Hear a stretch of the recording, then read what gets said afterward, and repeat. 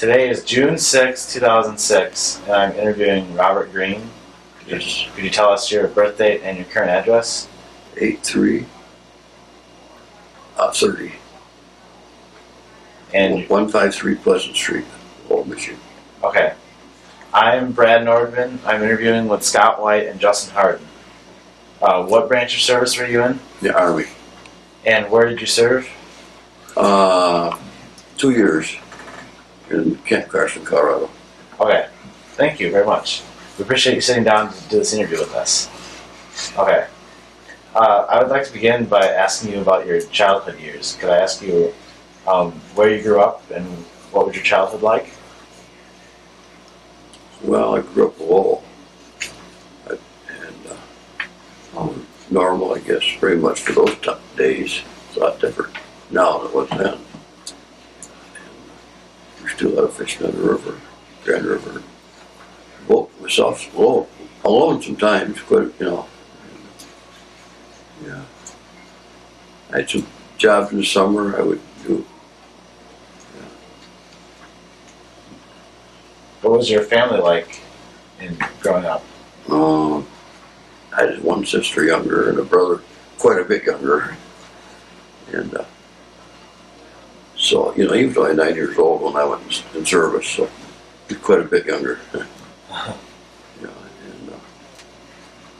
But whatever, I run around the kids in the neighborhood, in this neighborhood, west side of Lowell.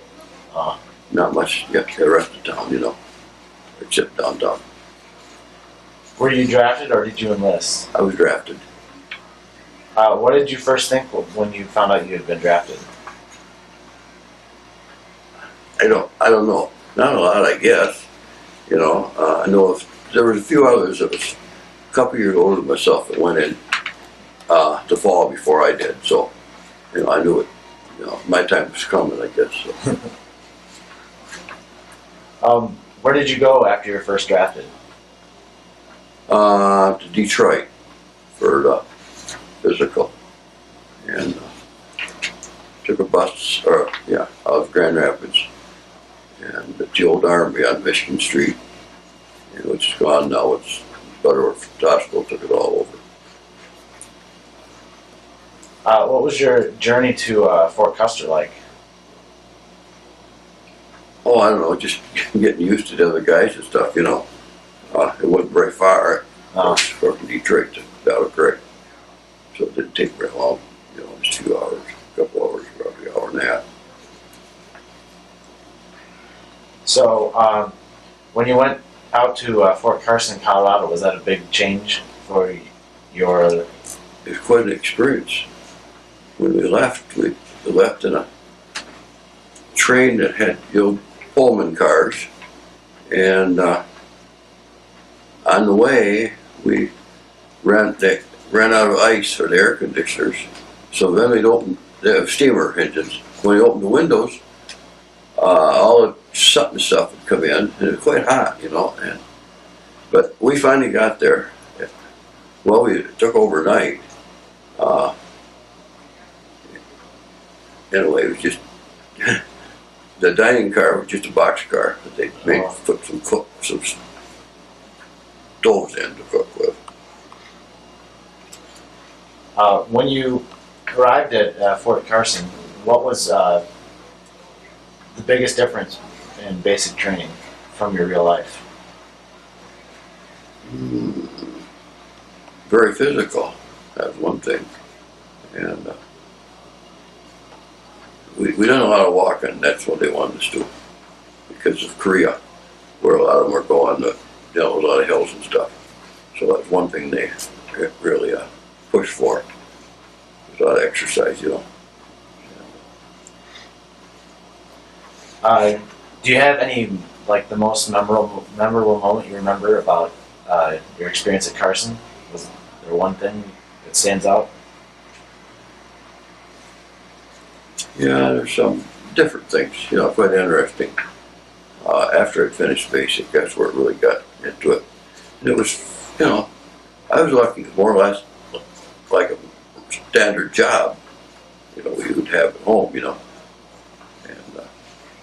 our free time. So, After basic training, what area did you go into? well, I ended up being in service company, and I was a mechanic, track mechanic. And because I was in a armored unit, we had a number of tanks, and so forth, you know. So, Could you tell us about your story of after basic training of the names being called off? oh yeah, yeah. Well, when we finished basic training, of course they're getting you ready to go to some other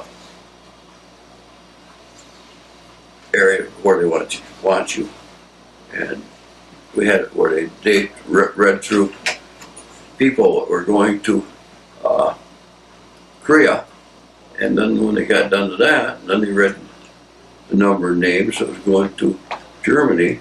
And then when they got done, they told us that the one that was left would stay there, which I was one of them that stayed there.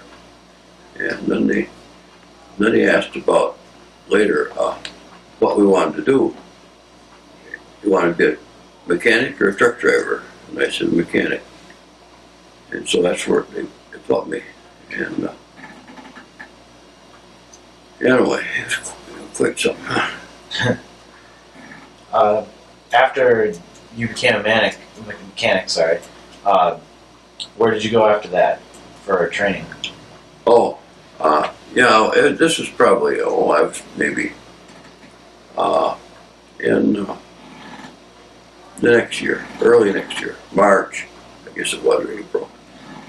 They had this one day we had we always had a formation Saturday morning, and they had two openings for mechanics in Fort Riley, and so we got to talking to one of the other guys, and we said, let's go over and volunteer for it, so which we did.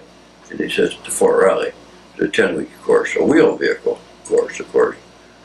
Even though I was, my MOS, which your job was a track vehicle, but we did have trucks and Jeeps and stuff, you know, to work on too, the motor equipment system, which is our service company.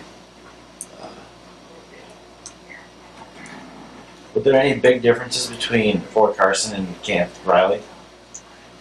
Yeah. Where I went to the school at Fort Riley I was at a camp by the name of Camp Funston that was down the road from Fort Riley, which was strictly basically a basic training camp.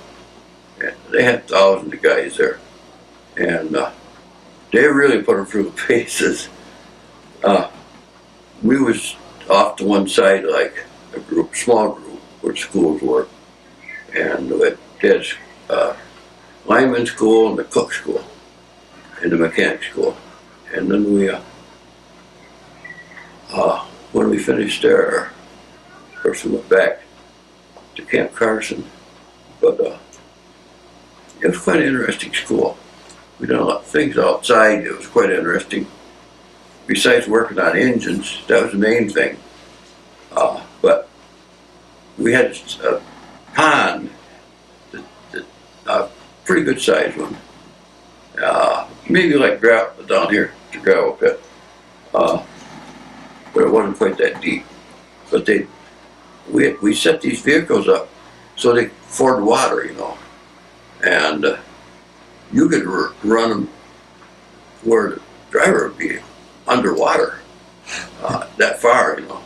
And quite interesting to do that. And but then as far as the work, we done the maintenance like regular mechanics, but well, the best part of it was when we finished repairing a vehicle, we'd take it on a test run. We had a board that said test vehicle, you know.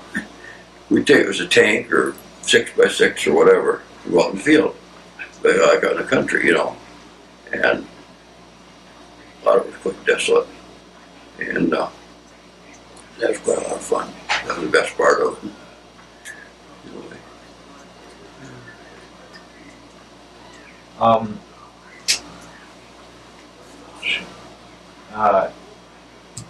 What was your daily life at Fort Riley like? Oh, And after uh, Carson? well, we got, Carson. It was pretty much like a job, surveying job, really.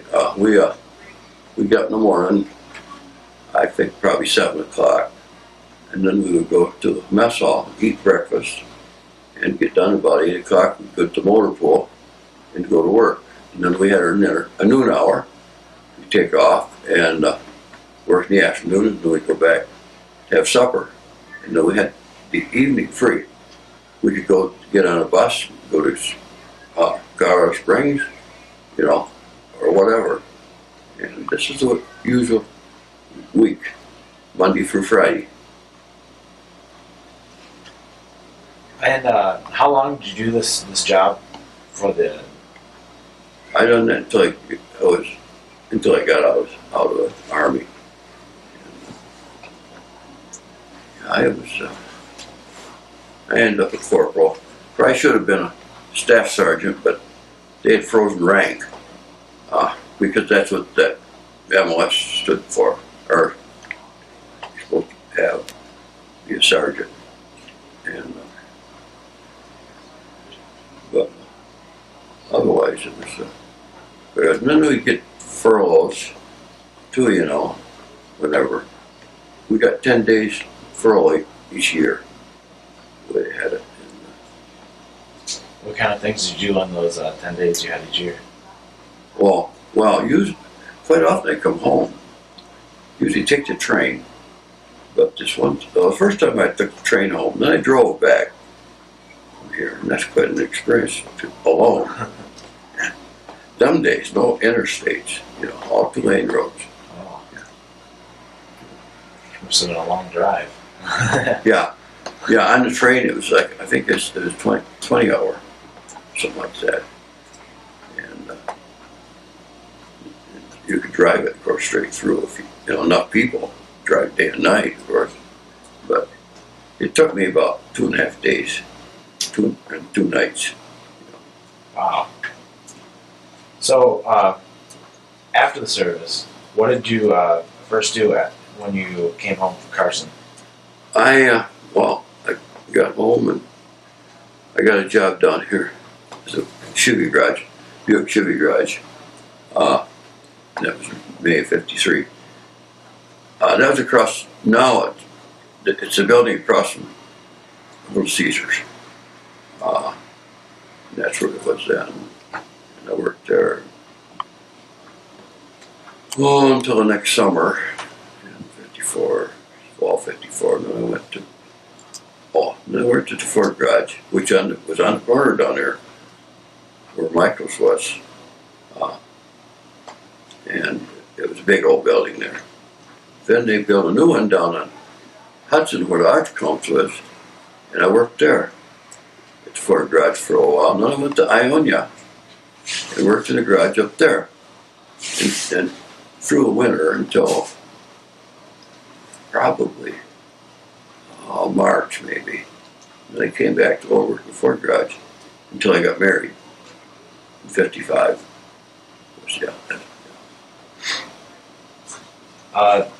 Do you think your experience in the military changed the way you viewed your life after Carson at all? Oh yeah, it's a great experience. I think from the time to the end. I think it was a good experience. Really, worked out for me.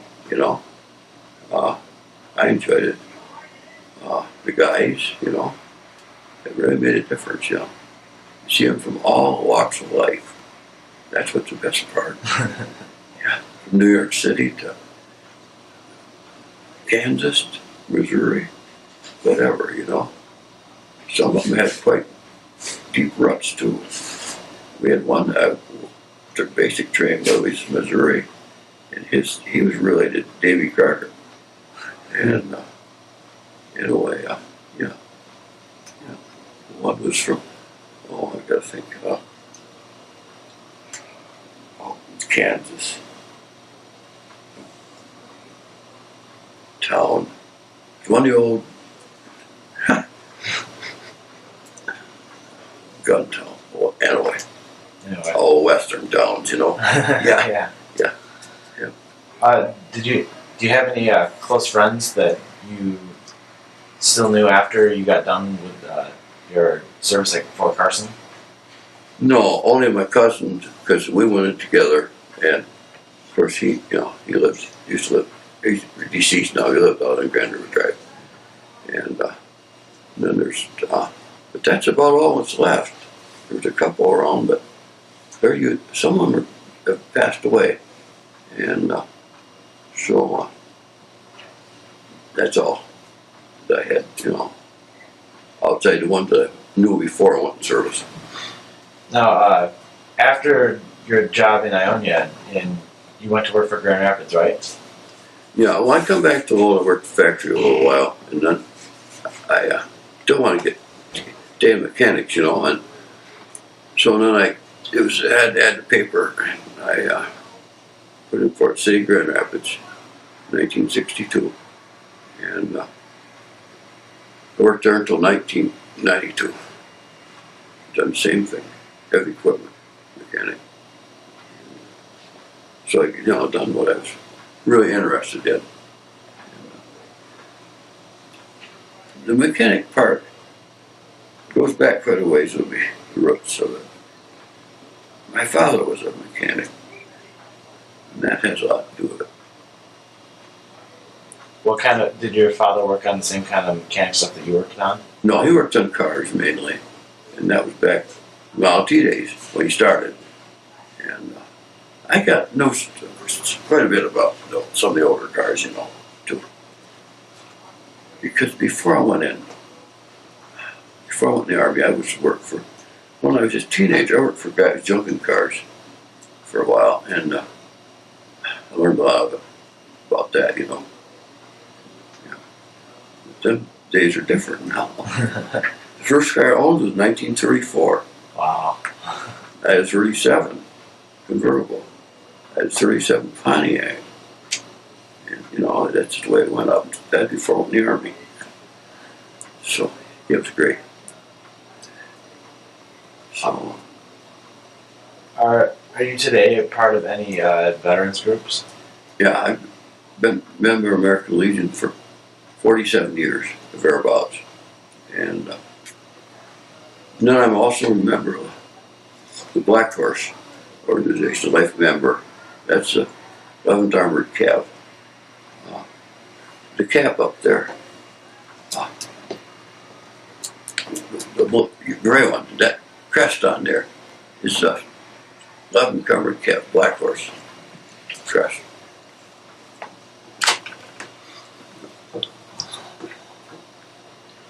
But anyway, and then I also I go to that ruin, or did when for years they were down in Battle Creek, but they're in California now. The regiment's actually on duty yet in California.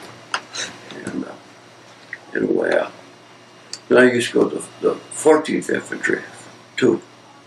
I do go to that some. I've known some of the guys. These are guys that was all in Creole, 14th. Same regiment I took basic in, but they were on active duty in the 14th in Korea. I've got to know all of them. Did you have any other relatives that served in the American military as well? My brother, he served in the Marines in Vietnam, and then I have a cousin that was in the Navy. He served 20 years, and he was on aircraft carriers from the start. He started until he got out. He traveled all over the world. He just passed away just a couple months ago. So I didn't have a chance to all that time. Because he was in service all the time, so I didn't have a chance to do much with it, So you said you like to go to the Army reunions, the old Army reunions. Oh yeah. Oh yes. Interesting. Especially the Black Horse. This outfit, I'll tell you. If you ever went to one of the reunions, picture always had one of the speakers that had been a member of the Black Horse, and usually they're a colonel or generals, and quite a few of them too. Surprisingly, how many of them. We had one that came and received the Medal of Honor, Vietnam. He's still alive, and he's retired now. But then one that was the most famous name was George Patton, young George Patton. Young George Patton. He graduated West Point in '45, and then he went. He was the colonel of a regiment in Vietnam, and then he ended up working up. When he was a retired major general. He's the one that actually helped start the reunion.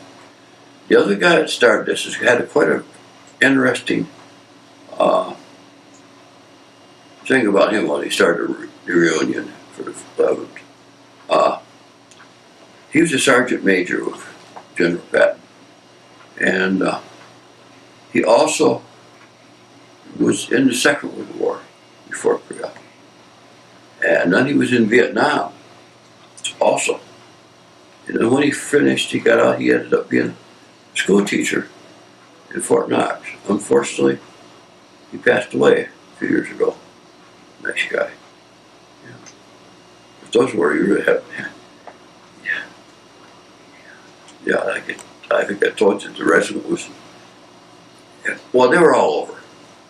They chased Pancho Villa in the West because it was an old horse cavalry outfit. Really, yeah, and then they worked up to converted over to armored, you know. And, it was at Fulda in Germany, guarded the wall twice, before and after Vietnam, until they finally went back to.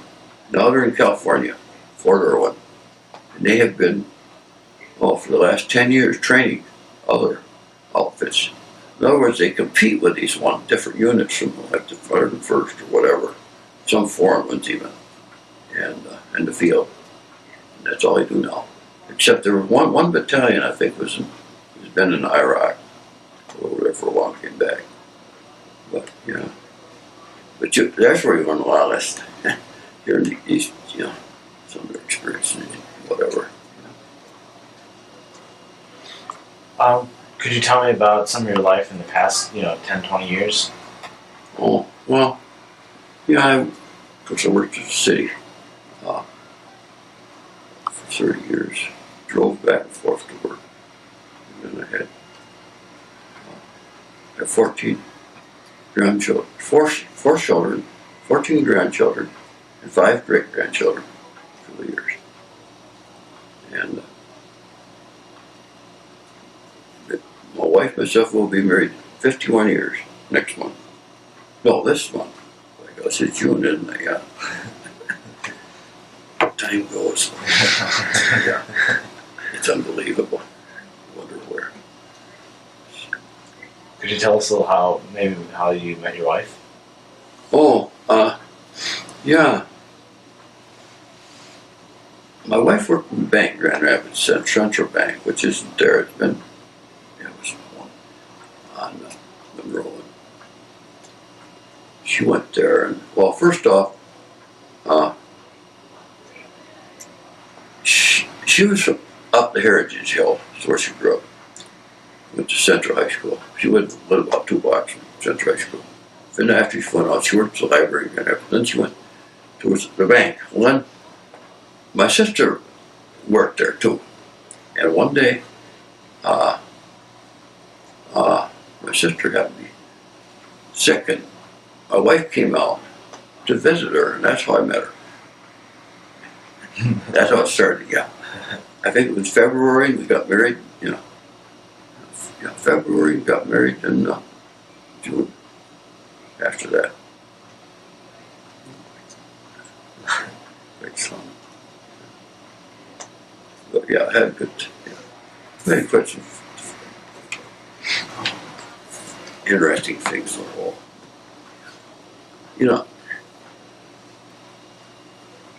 small town is different then. We had some characters, different people, Things, yeah, it's hard to explain how much different it was then than it is now. Yeah, really. Yeah, really, yeah. Yeah. There wouldn't be Never any come like back. Burger Kings or any of that stuff down there. Oh no. No, all over the places. Kaiser's Kitchen, though, I remember when I was started, I was 15 years old when they started that. That's how long ago it's been. Wow. 1940, well, I guess it's a little after 40, yeah. Somewhere around there. 47 maybe. Down here, next to where, on the corner, just open corner, this side of Little Caesars. It burnt the fire. They were going to rebuild it, they never did. They moved the other town. High school. Walked from here to school every day. The only buses that went was out of town. Every person from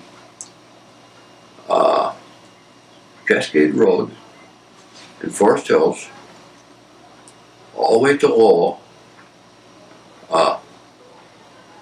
all of them from Forest Hills, all the schools all went to Lowell at that time. When I was in school, yeah, that's so much. Wow. Big school. So, well, it seems like I've run out of questions on the list of questions. So, I mean, at this point, is there anything that you'd like to add to our interview that we haven't covered so far? No, I remember one thing.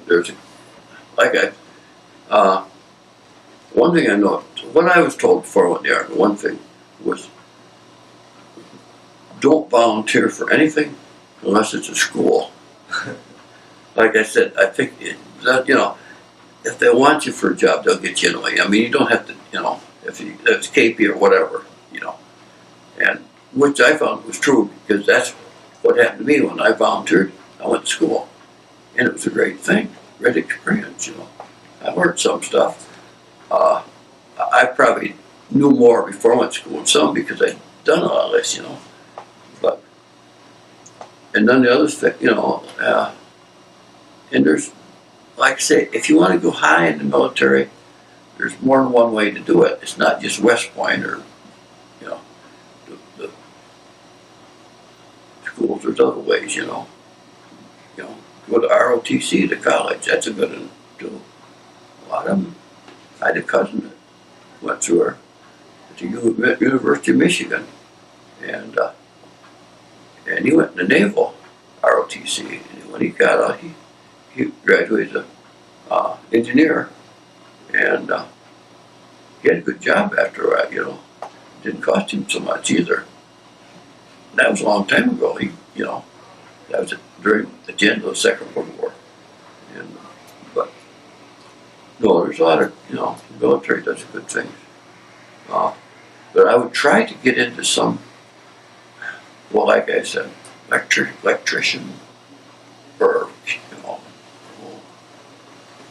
whatever, related type jobs. Computer, whatever, And you said your dad was in the Navy. Yeah. That's probably a good branch. I know, like my cousin, he was in there 20 years. He was retired after longer before he died than he was in service. Oh. Do a pension all those years. Yeah. So, yeah. Anyway, thank you for doing this interview with us. Well, you're welcome. Very Yeah, you guys might be interested. It's been nice to see you guys. All right. I hope everything works out good for you. All right. We really appreciate you sitting Yeah, down. get to do what you like to do, Yeah. That's the main thing. Yeah.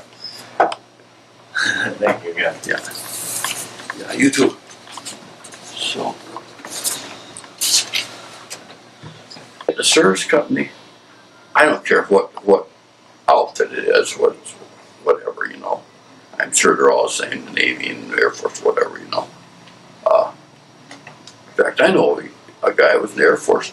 He was down here at South Selfridge Field for, God, he retired over 20 years. He spent most of his time there, never left anywhere but there. You know? And,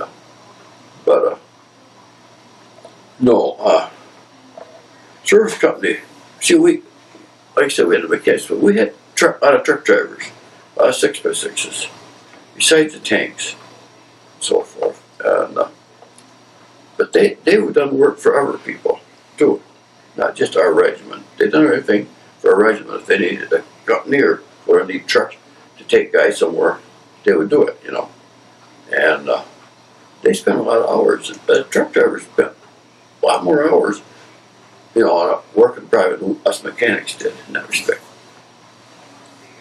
They would take the 10th Division was a mountain training outfit. My wife's uncle was in it, trained there also. Or Senator Dole, he was one of them who took training there before I went overseas. But they would take some of the help these guys. They up in the mountains at Camp Hill, they had a place where they go up out of by Colorado Springs, and they'd haul a lot of equipment and stuff up there for them. I never got up there, you know. And then the big thing was they made a movie on camp this one year, and with Robert Mitchum. I think I forget what the woman was, but they made this little village, and it looked just like Korea. You know, they built the little huts and where they lived and stuff. They took off 6x6. They painted it black, so it looked like on their foreign or the enemy's vehicle, and they would go there. They did a lot of work there for them too. They would even, oh God, they'd have beer. Oh, they'd have beer there. Sorry, the actors making the movie. Oh yeah, them guys, them truck drivers. Oh man, they made out good. Yeah, oh yeah. Whatever they wanted, you know. And yeah, they treated them good. But yeah, goodness. We also, the camp Carson had quite a variety of, it wasn't really a specific, like Fort Knox, that's strictly a armored camp, armored related. Camp Carson wasn't, it was they had all these, if they had our Air Force had a group there, was rescue outfit. It had all the winter clothes and stuff. They used to come up to their shop about once a month and repair tires, use our stuff. And we got to know them. But no, we had 2 mule pack outfits. They were still going then for a few years. The 4th Field Artillery and the 97th, I remember. And they were artillery. Each mule one would carry the wheels, another would carry a barrel. You know, they all had their different things they carried. And the guys walked these. I mean, they'd walk through the Grand Rapids. Oh yeah, I see them come back. They'd be so tired. They'd have the lead, you know, like this on their mule and their left hand on the tail when they had this way to go on regular line, you know. I'm sure that helped them along, and mules would. But once in a while, one of them would get loose. I see them buck a guy off too, and then they'd be running. Yeah, there's got different outfits. So, we had 126th Infantry was there for a while, down from us. And Don Kaiser's wall, he was at it. I went down and saw him. But you know, it's one thing about 126th Infantry. I don't know if you've read this recently. It's come up a couple times. But the house school got red arrows. Yeah. That was part of it. 126th Infantry. The 32nd Division, before the war, well, even after for a while, was in Wisconsin and Michigan National Guard. We had some guys who all was in it. And then when the war came out, and they were in the 126th Infantry, was part of it. And the 32nd Division was the Red Arrow Division. That's where it come from. Because we had guys who all was in it and came back from overseas. Quite interesting history of the Army. You know, really, some of the stuff, yeah. So whatever. Yeah. Yeah, you know, sometimes at the time it's kind of hard, but you look back, you know, there's a lot of good times too. Yeah. Good people.